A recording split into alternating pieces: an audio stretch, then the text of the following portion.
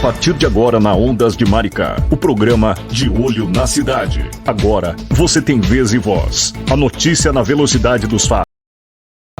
De Olho na Cidade. Com Odilon Correia e a melhor equipe de jornalismo da região dos Lagos.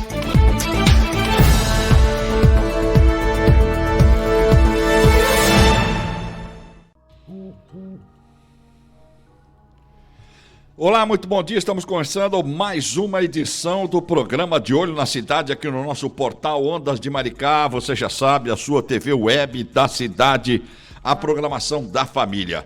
Aqui você tem todos os assuntos, todos que são relevantes perante a sociedade, discussões de políticas públicas e também o conteúdo gospel que você sabe que aqui você encontra. Então eu gostaria de dizer que hoje, após um feriado prolongado, tem novidades para vocês. O programa De Olho na Cidade, a partir da semana que vem, vai estar também com matérias e reportagens na rua, com uma equipe fazendo matérias na rua, inclusive com você que tem aquela denúncia para fazer no seu bairro, poderá fazer contato através do nosso WhatsApp, que é o 98905-6667, 98905-6667. Você liga, deixa a sua denúncia, deixa seu vídeo do seu bairro, qual será a demanda que você queira que a gente vá atender e a nossa equipe de reportagens vai até você. É uma inovação na nossa TV web que traz para você agora reportagens através do Ondas News e o programa De Olho na Cidade e nas Ruas.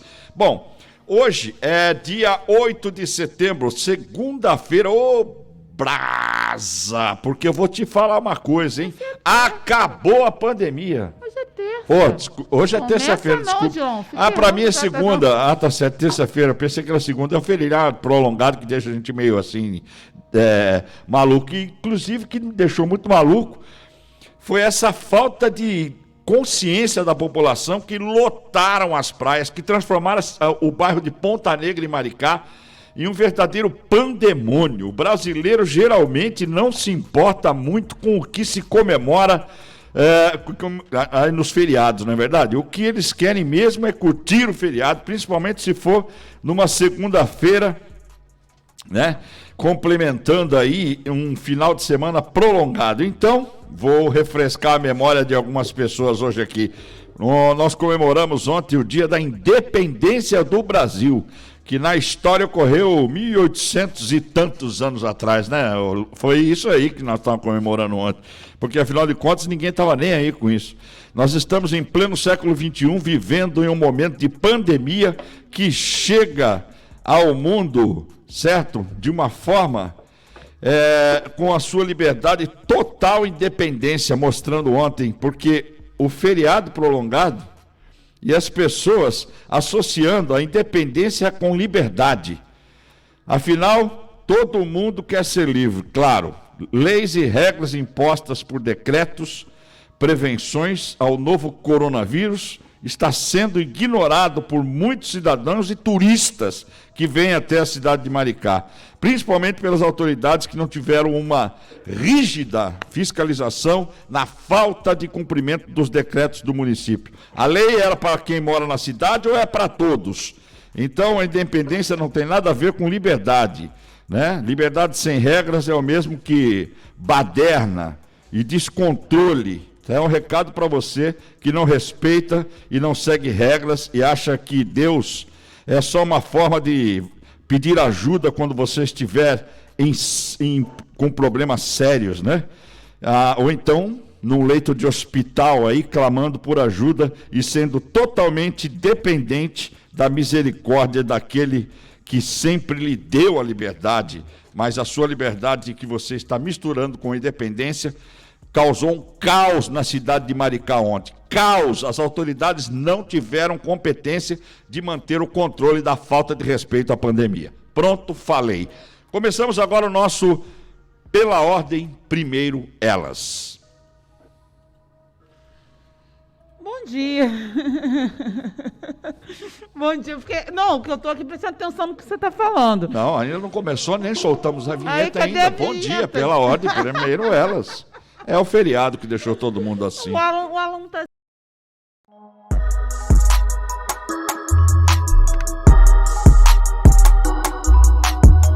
Chegou a vez e a voz da mulher negra.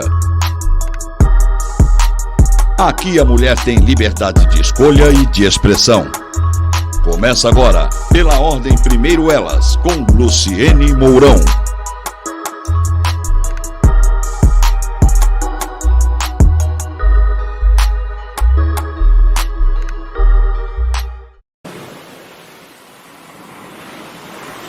Ondas de Maricá, com você em todo lugar.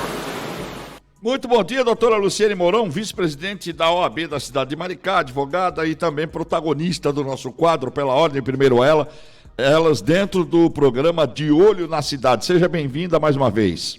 Bom dia, Odilon. Bom dia a todos os espectadores do portal Ondas de Maricá e, claro, do Instituto Pela Ordem Primeiro Elas. Hoje eu estou mega feliz, né? Eu finalmente consegui trazer aqui o Cláudio Nascimento, filósofo e ativista LGBT e pelos direitos humanos há 31 anos, coordenador executivo do Grupo Arco-Íris de Cidadania LGBTI, diretor de políticas públicas da Aliança Nacional LGBTI e coordenador no Brasil na Rede Gay Latino. Cláudio, seja muito bem-vindo. A casa é sua, se apresente. Por favor, muito obrigada pela sua presença aqui no nosso quadro. Seja bem-vindo, Cláudio. Obrigado, um bom dia para toda essa terra linda de Maricá. Sou apaixonado por Maricá, pela terra. Obrigado aí, Luciane, obrigado, Dilon, pelo espaço no programa. Bom, para quem não me conhece, eu sou ativista do movimento de luta pelos direitos da comunidade de lésbicas, gays, bissexuais, travestis, transexuais e pessoas intersexuais. Depois até posso explicar melhor cada partezinha da letra. E atuo, então, em várias redes, associações de defesa dos direitos, e a minha vida foi até agora, quase toda dedicada a luta pelos direitos homossexuais. Entrei com 18 anos na luta pelos direitos, tenho 49 anos, vou fazer 50, e toda dedicada a essa causa que precisa de muita atenção. E a gente aprendeu ao longo da vida que são as pessoas que sofrem discriminação, preconceito, seja a questão racial, a questão de gênero, orientação sexual, outra questão que o afete, que faz com que as coisas mudem, né? A gente precisa ser protagonista da nossa história, fazer a diferença, e ao longo desse tempo é o que eu venho tentando fazer pela nossa comunidade, independentemente do município, do estado. O que a gente trabalha sempre para ampliar os direitos e diminuir a discriminação. Então, obrigado pelo espaço. Vamos lá, eu vou falar só um pouquinho de homofobia na história, mas é bem pequenininho, porque afinal de contas é para você o programa, para você explicar, para você falar. O uso do termo homofobia advém do contexto da década de 60 nos Estados Unidos. Isso foi resultado, em parte, da junção de pessoas que sofriam violências por não apresentarem uma sexualidade respeitada pela sociedade. Essas pessoas viram a necessidade de dar um nome para a violência que sofriam.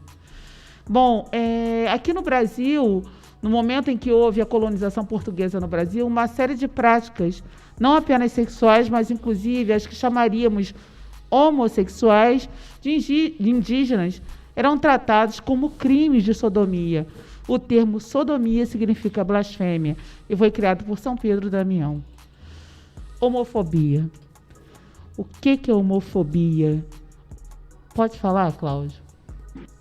A sua interpretação do que é homofobia. Tá. Homofobia é toda atitude de horror, ódio, rejeição, discriminação contra uma pessoa em razão de quê? Da sua homossexualidade, mas isso poderia ser estendido também da sua bissexualidade, transexualidade, assim vai. Mas ao longo do tempo, foi-se também observando que a palavra homo vinha de um sufixo grego e tal, de um radical grego, que tinha muito mais a ver com a questão do homossexual. Então, hoje se fala em homofobia, bifobia, transfobia e lesbofobia, né? Então, homofobia seria dirigida aos homens gays, né? E transfobia seria todo tipo de prática de ódio, de discriminação às pessoas travestis e transexuais. Bifobia seria toda a prática de ódio e discriminação a pessoas bissexuais, e lesbofobia as práticas de rejeição, de violência contra as lésbicas. O que a gente vê é que a homofobia, ou todas as outras bifobias, lesbofobia, transfobia, ela é hoje não só uma prática individual, ela é também uma ideologia na sociedade brasileira e mundial. É como se, quando se vai falar do racismo, que o racismo no Brasil é um racismo estrutural, porque ele está introjetado numa concepção de nação e numa concepção de poder. A mesma coisa a gente fala também para a questão da discriminação à comunidade de lésbicas, gays, bissexuais, travestis, transexuais e pessoas intersexuais. É também uma noção de sociedade, uma noção de moralidade, uma noção de poder e de sistema que estabelece também determinadas posturas do que é certo e o que é errado, e quem não se adequa a esse tipo de moralidade definida por algum, para todo mundo, acaba sofrendo discriminação e preconceito. Então, a gente fala de uma homofobia individual, mas fala também de uma homofobia estrutural, uma homofobia estatal, homofobia institucional, homofobia científica, médica, especialmente homofobia religiosa, que é hoje, junto com outra homofobia, como homofobia política, de setores ideológicos conservadores, esses dois setores religiosos e setores conservadores se juntaram, não todos religiosos. Eu sempre tenho uma postura de tentar separar os religiosos de prática de fé, de respeito ao ser humano e tal, daqueles e daquelas que têm uma postura extremamente hipócrita, moralista, fundamentalista para a prática da homossexualidade ou de outras posturas e atitudes na vida, mas que aceita o seu corrupto de plantão, né? Então, o seu corrupto de estimação.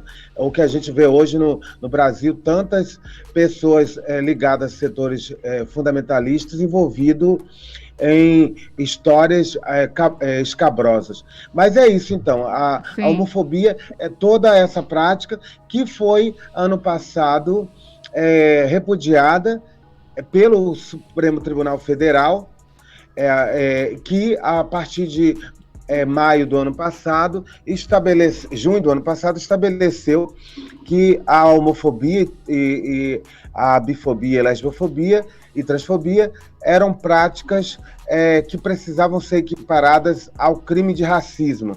E daí, então, se constituiu a ideia de racismo social, e hoje essa prática de discriminação contra a comunidade LGBT é tratada também como crime. É muito importante a criminalização dessa prática, porque vemos todos os dias homossexuais, transexuais sendo mortos simplesmente pelo fato de serem homossexuais ou por esse fato. Então, existe uma intolerância muito grande com relação... E aí eu estava lendo sobre o assunto, eu tive essa percepção de que o gay que não tem instrução, ele sofre mais. O gay que não tem, que está lá na periferia, o gay o gay negro, pior ainda, são pessoas, essas pessoas possuem menos oportunidades em todos os sentidos, principalmente dentro do mercado de trabalho. Então, a minha pergunta Cláudio, como é que é? Como é que é? É difícil? Como é difícil? Eu sei porque sou preta. A mulher preta, a gente já tem as nossas dificuldades. Eu sou ativista negra. Eu fico imaginando vocês, o grupo, a comunidade de vocês, como se colocam no mercado de trabalho? Como conseguem? Existe esse preconceito latente, claro, explícito, quando você vai buscar um emprego, uma colocação? Sim, em primeiro lugar, Luciane, é que é importante entender na sociedade que cada vez mais que se agrega situações de exclusão, mais vai aumentar a situação de preconceito ou vulnerabilidade social daquele indivíduo. Então, se uma pessoa já sofre discriminação por ser gay, ou lésbica, né, ou trans, e ela ainda é negra, pobre, uma pessoa vivendo com HIV/AIDS, ou que tem outros marcadores que se chamam hoje marcadores da diferença e marcadores da desigualdade, isso vai aumentar o nível de vulnerabilidade desse indivíduo.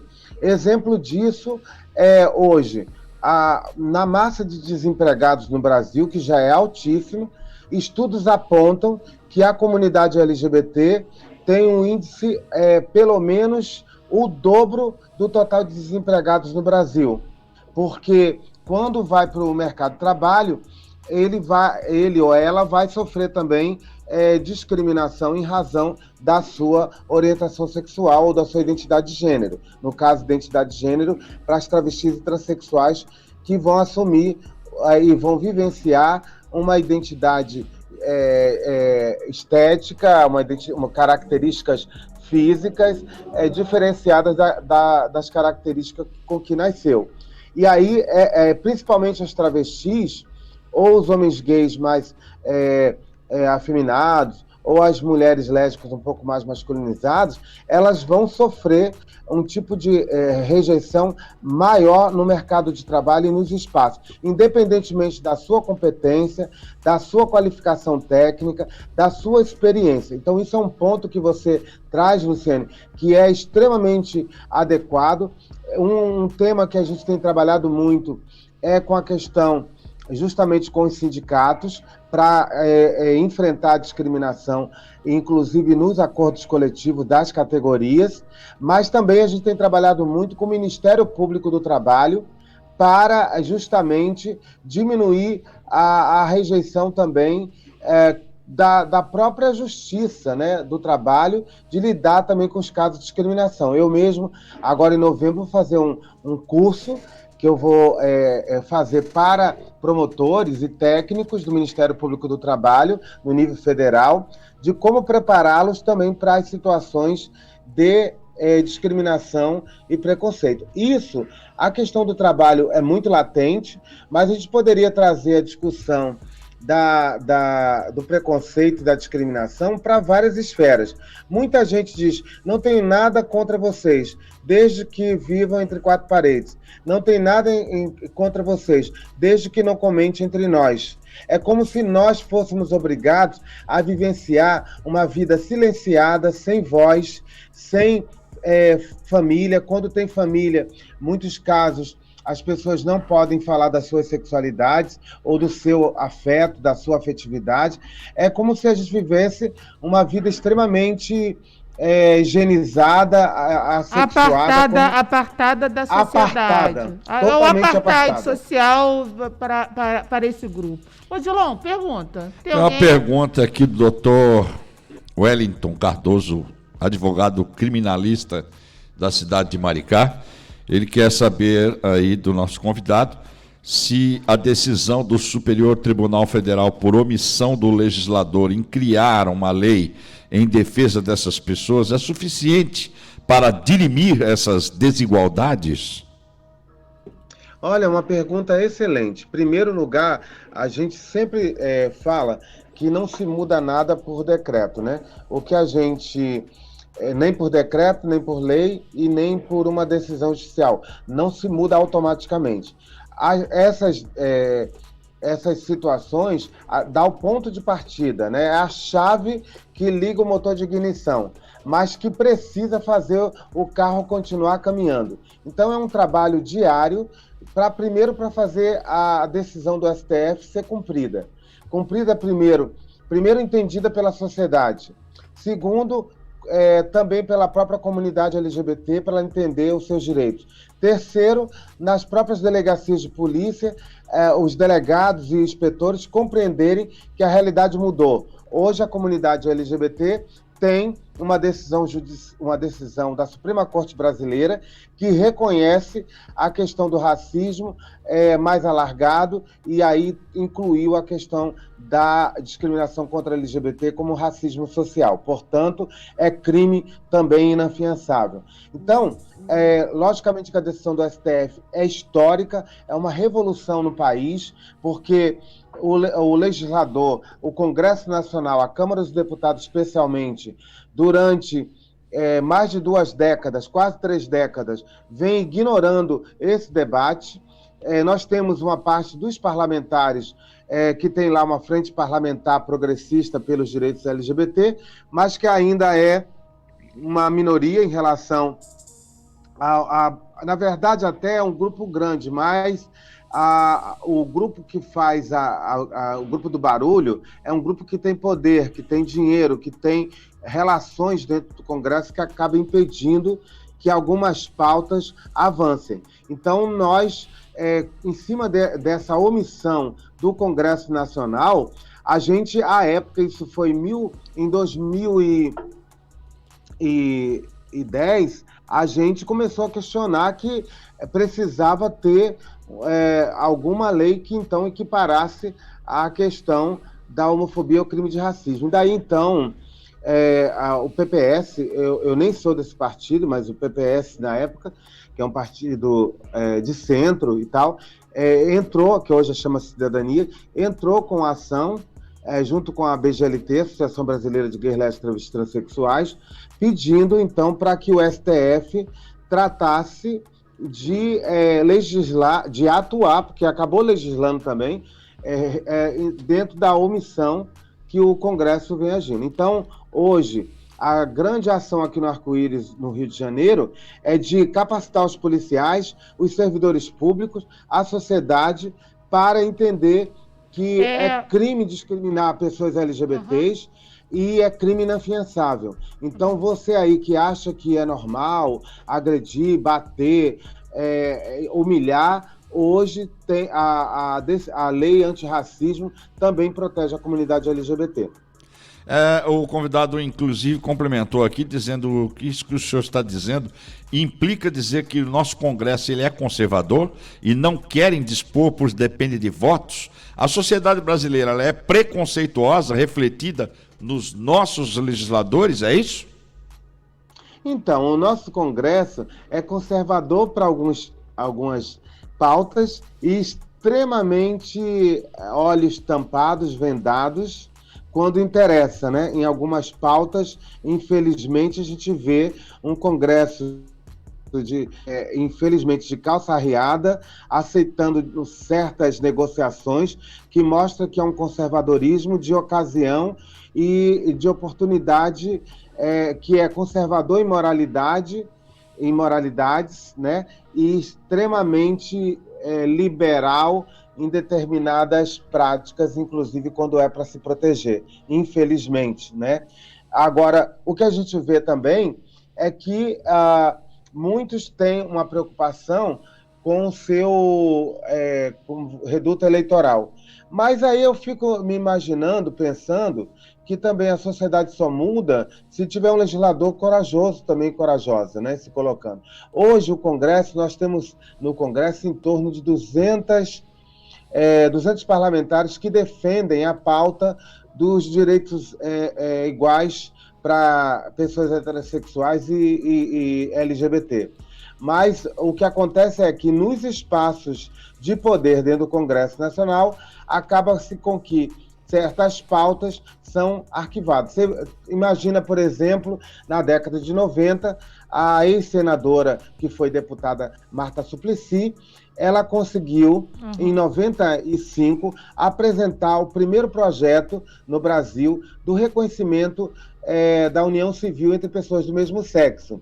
E, na época, nós tínhamos uma sociedade que apenas 30% apoiava a união civil entre pessoas do mesmo sexo. Hoje, várias pesquisas já apontam que 70%, até mesmo pessoas católicas e evangélicas, já também parte delas tem posicionamentos diferentes de seus líderes.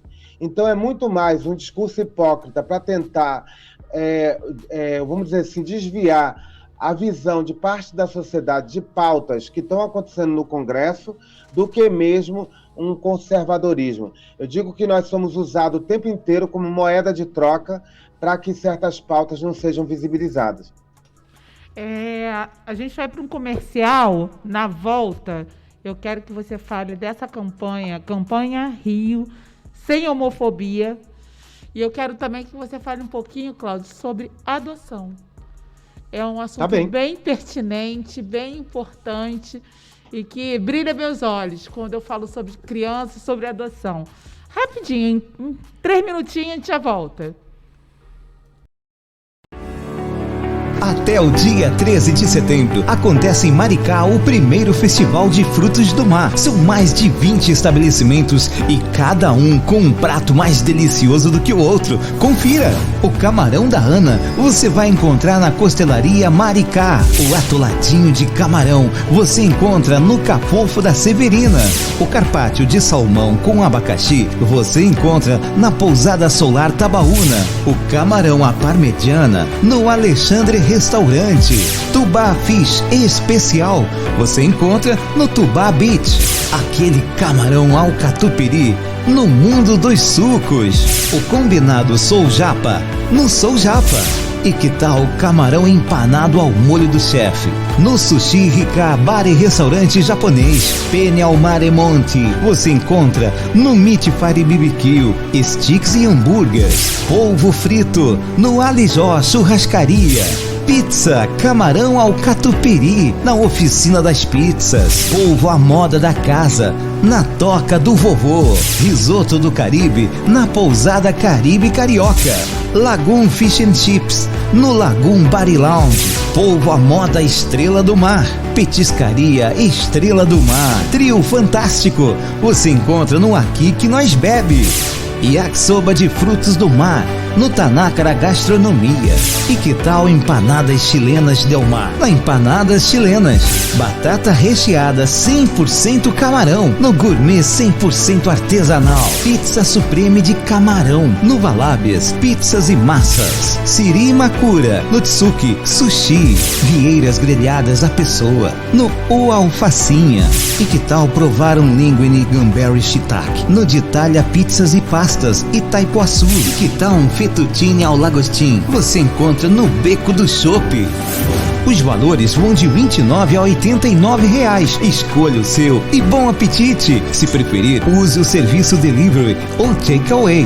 O primeiro Festival de Frutos do Mar de Maricá é uma realização da Federação de Convention e Visitor Bureau do Estado do Rio, do Maricá e Visitor Bureau de Rota Gastronômica e Hotelaria.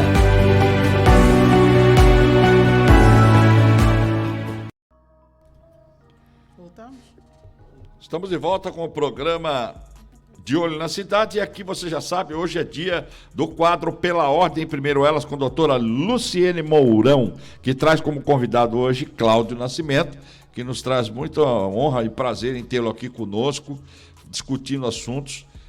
Você saiba que nós somos uma rádio do segmento gospel, porém, aí como o que antecedeu antes do comercial sua fala, dizendo sobre, inclusive, certas religiões que têm um pouco mais de aceitabilidade em relação ao assunto hoje aqui discutido, nós sabemos que perante a Jesus Cristo todos somos um, mesmo barro, mesmo vaso. Doutora Luciene.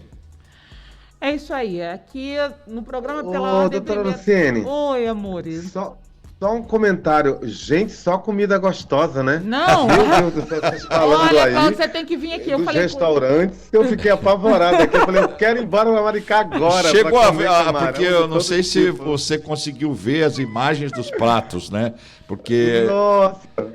depois, não sei porque se você está acompanhando com outro aparelho aí, você conseguiu ver as imagens dos pratos. Acho que ele viu. Se não tiver, você veja depois na live para você sentir o Gente, drama. eu tô aqui com Poxa, ele. Eu falei, eu muito quero bom. comer essa empanada. Eu falei, me dá um papel. Ele só tem um. Eu falei, divide comigo esse negócio aí. É um É um folder, festival assim. que está acontecendo aqui na cidade do Frutos do Mar, tá vendo? São mais de... E vai até quando? Vai até o dia 13, né? E são mais de 35 pratos de todos Ah, os então eu vou tipos. ter que ir. Olha só. Você De qualquer vem e me jeito. liga, Olha hein, que vai almoçar quantos- comigo e o Carlos Alves. Olha hein? quantos restaurantes nós temos aqui com os mais variados pratos para você, que varia de 29 a 89, mas eu já comi quase todos. E o de 29 até o 89 vale a pena qualquer um deles, que são maravilhosos. Mas sabe, Cláudio, ele já comeu em quase todos. Pergunta pra mãe se comeu quase todos. Ele experimentou tudo, não me convidou, não. Ele é terrível. ele é Sábado terrível. foi o dia de um polvo frito Ah lá. com arroz de Vou dar brócolis. Deus, nele, hein? que Vou delícia. dar nele, hein? Ai. Olha, gente, quem tá ouvindo aí, aproveita, vocês de Maricá, vocês têm aí uma riqueza dessa culinária. E eu vou divulgar aqui no povo que eu conheço. Sábado eu vou estar aí, eu vou ter que ir nesse festival. legal. Vem sim, vem só. Mas Nos me liga. procure, venha Me visitar liga, aqui o vem visitar portal. o portal. O dia que você quiser, vem aqui pessoalmente. A gente fez por live. A gente sempre traz convidado por causa dessa pandemia, infelizmente. Porque eu gosto de contato físico, mas não tá podendo, né? Estamos com esse problema agora. Cláudio, fala da campanha Rio Sem Homofobia pra gente. Campanha Então. magnífica. Eu fui ver, pesquisar, eu falei, ele é o cara. Gente, para quem não sabe, o Cláudio tem um dedo do Cláudio lá, nesse reconhecimento da união estável, da união homoafetiva, tá? Porque ele está há muitos anos nisso. Então, as pessoas às vezes, o Cláudio é esse cara e partiu aqui do Rio de Janeiro. E por isso hoje nós temos uma legislação. Mas fala aí dessa campanha do Rio Sem Homofobia. Tá, primeiro eu queria até comentar o que o Odilon levantou, e eu acho muito importante que o Odilon levantou, que é a questão de a gente nunca generalizar sobre nenhum aspecto. Então também eu não generalizo falando de todos os religiosos. É uma burrice quando a gente faz isso, porque inclusive a gente não reconhece avanços já nesse debate com vários setores. Inclusive, por exemplo, no período da pandemia, o Grupo Arco-Íris aqui no Rio de Janeiro, a primeira entidade que apoiou a gente para comprar cestas básicas e kits de material de higiene para a comunidade gay, lésbica e trans em situação de pobreza ou desempregada, foi o SESI, a SESI, que é a Coordenação Ecumênica de Serviços, uma organização com sede na Bahia, mas que é nacional, e que faz parte assembleístas, luteranos, anglicanos, católicos ortodoxos, batista, e eles separaram uma verba e doaram para o Grupo Arco-Íris comprar de cestas básicas e kit de higiene. Então, está corretíssimo, a gente precisa tomar cuidado muito para não generalizar, porque toda generalização é burra, né? Então é fundamental a gente reconhecer também o que já avançou. O que você me perguntou, o que é o Rio Sem Homofobia, né? O Rio Sem Homofobia, na verdade agora o nome mudou para Rio Sem LGBTI-fobia, porque com o tempo esse programa ele foi criado em 2007 e ao longo do tempo ele foi se atualizando e também construindo termos que fossem mais adequados, vamos dizer assim, a novos conceitos, a novas possibilidades também de esclarecimento e informação. O programa Rio Sem Homofobia, eu fui o idealizador e também a pessoa que implementou essa política no Rio de Janeiro em 2007, no governo do estado. Antes eu tinha sido o coordenador da elaboração do Programa Federal Brasil Sem Homofobia, que foi o primeiro programa de políticas públicas na área de saúde, educação, segurança pública, justiça, cultura, trabalho e tal, do governo federal.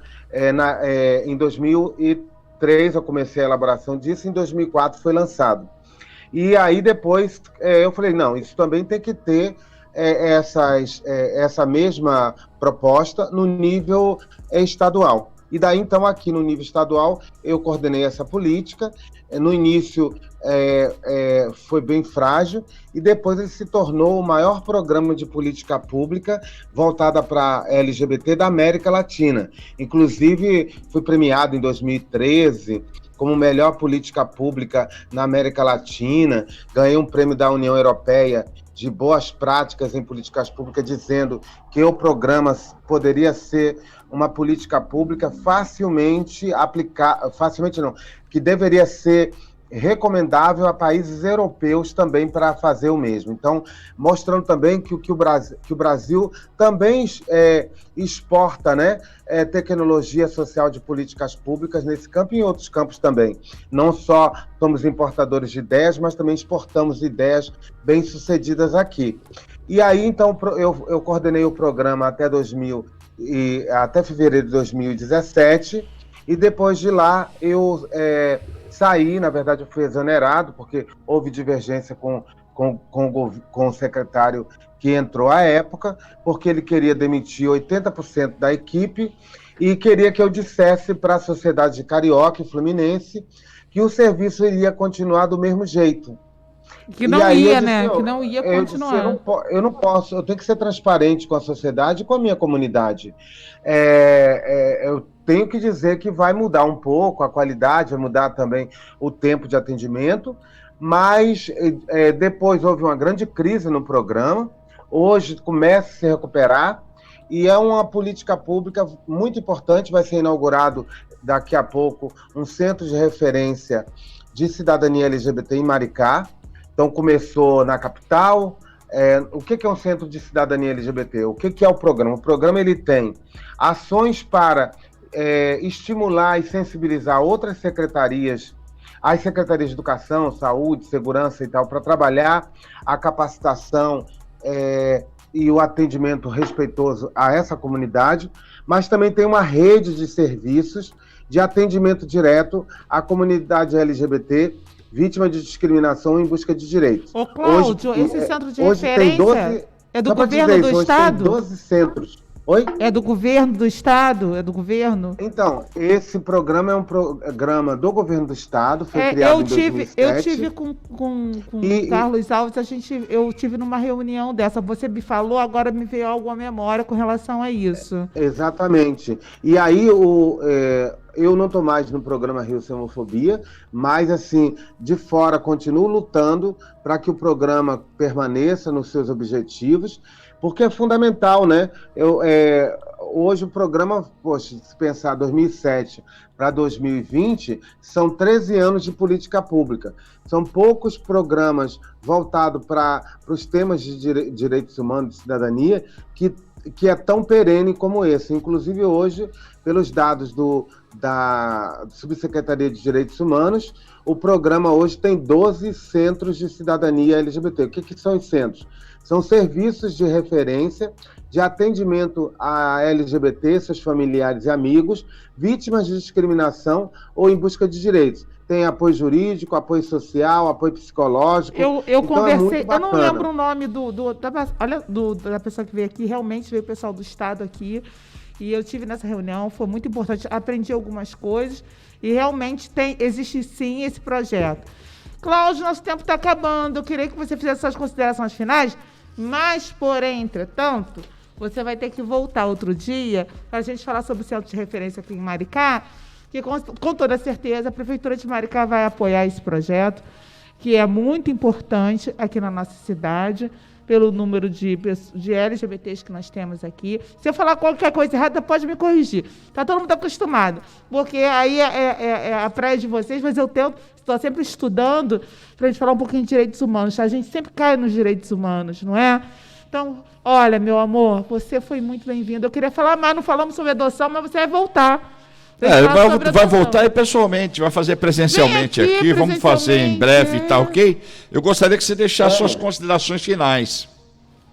Tá bem. A primeira coisa, eu acho assim, dizer assim, todo mundo tem direito a ter uma família, seja um pai gay, uma mãe lésbica ou trans, como também toda criança tem direito a ter uma família. Então, por exemplo, eu sou um cara que tem filhos adotivos, nenhum deles, aquela ideia que as pessoas têm que todo mundo vai viver com gay, vai ter influência, vai virar gay, ninguém vira gay, né? Todo mundo ao longo da vida se percebe. Meus filhos são heterossexuais, então eles são é importante para as pessoas pensarem que não tem nada a ver, mas se fossem gays também seriam recebidos com todo o amor e todo o carinho. E agradecer aí então ao Odilon, a você, Luciene, e a todo mundo aí que nos ouviu, que participou dessa conversa, e eu estou sim à disposição para outras conversas, outros temas. Podemos até escolher um tema específico, de vez em quando eu venho aí com vocês para bater um papo. Luciene, só para encerrar, fugindo um pouco do tema, porém não muito, porque se refere exatamente também a um assunto interligado, que é o racismo institucional e estrutural, né? Deixa a sua opinião, e eu queria a opinião do Carlos também sobre o que aconteceu com o jovem Luiz Carlos Justino, de 23 anos, que deixou o presídio ontem, né? Em São Gonçalo, na tarde desse domingo, que a informação foi confirmada pela Secretaria de Administração Penitenciária, que ele teria sido preso por engano em uma blitz no centro de Niterói na última quarta-feira. O músico ele foi acusado de realizar um assalto à mão armada em 2017. Foi preso sem qualquer tipo de provas concretas. Sim, na verdade, é o racismo estrutural. Porque é preto, então já liga logo, ninguém quer saber, acha que preto é tudo igual, chinês é tudo igual, indígena é tudo igual. E isso aí a gente vem durante séculos brigando por isso. Falando de racismo, já muda o tom. Eu fico morrendo de raiva. Graças a Deus, um juiz, ele veio aqui, ele deu uma sentença brilhante, e eu vou elogiar sim, que foi uma sentença onde ele conseguiu explanar de maneira muito, muito, assim, clara não, de maneira muito expressiva, por que aquele rapaz havia sido preso. Odilon, ele fala exatamente, o texto dele não dá para ler tudo, que a gente já está no final do programa, mas fala exatamente, ele deu uma aula de racismo estrutural na decisão dele.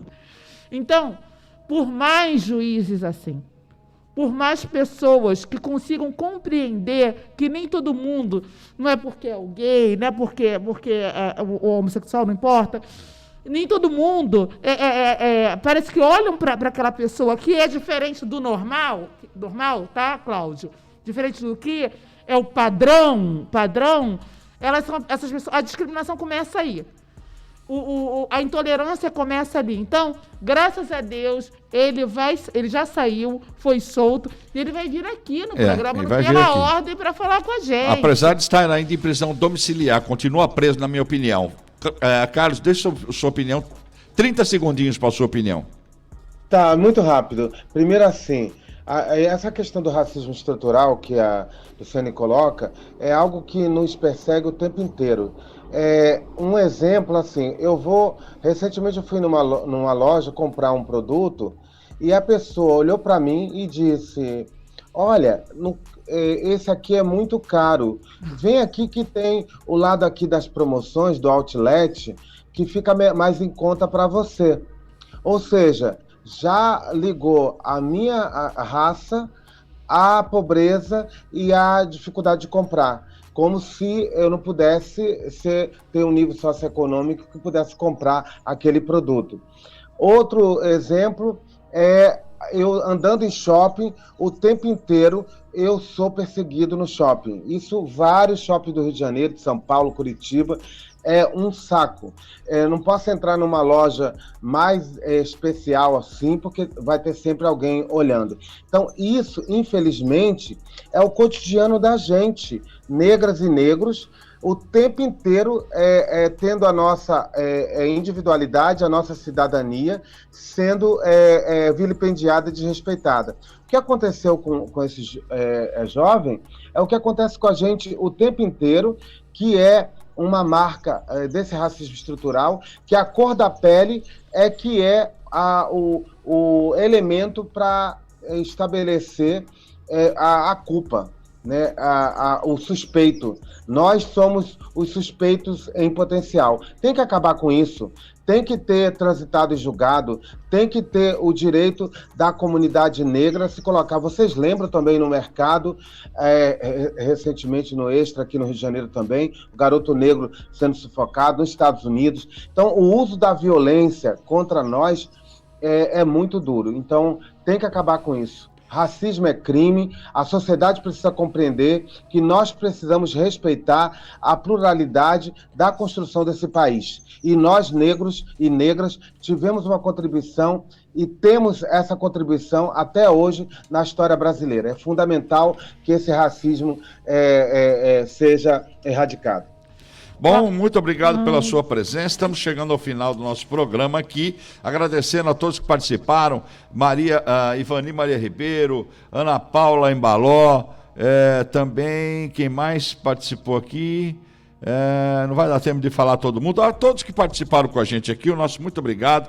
Fiquem até com Betânia Bonifácio, que vem aí com um Bom Dia com Betânia Bonifácio, sempre uma ótima entrevista, palavra de transformação, muito louvor e também clipes exclusivos para vocês da Sony Music Gospel. Um grande abraço para você, Carlos, até uma próxima oportunidade.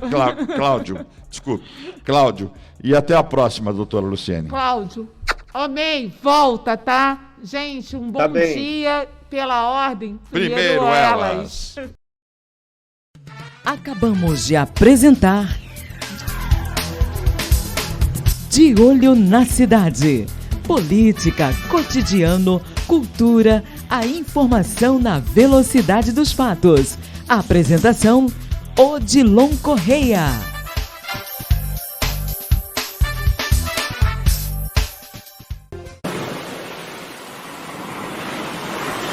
Ondas de Maricá, com você em todo lugar. A Casa do Sabor quer que você faça parte desta família que está ao seu serviço. Refeições com ingredientes frescos e temperos caseiros. E entregamos quentinhas em 2 tamanhos. Isso mesmo, de acordo com seu apetite. Nos melhores preços da cidade. Não cobramos taxa de entrega no centro da cidade de Maricá. Ligue ou passe um zap. 21 97141 0206. Casa do Sabor. Sua refeição feita com amor. 21 99841 5833. Casa do Sabor. Celeste Moda Evangélica, o endereço da mulher cristã e executiva. As últimas tendências no segmento. Moda feminina com requinte bom gosto. Variados modelos, designers modernos e atuais. Venha ver de perto, porque somos a única na cidade que veste com elegância a mulher cristã e executiva. Atenção igrejas, trabalhamos com roupas personalizadas para o grupo de senhoras. É isso mesmo, Celeste Moda Evangélica. Produzimos uniformes personalizados para o seu congresso. Aceitamos cartão Mumbuca e estamos na Rua Domício da Gama, número 1014, loja 10, Shopping Maricá Centro. Celeste Moda Evangélica.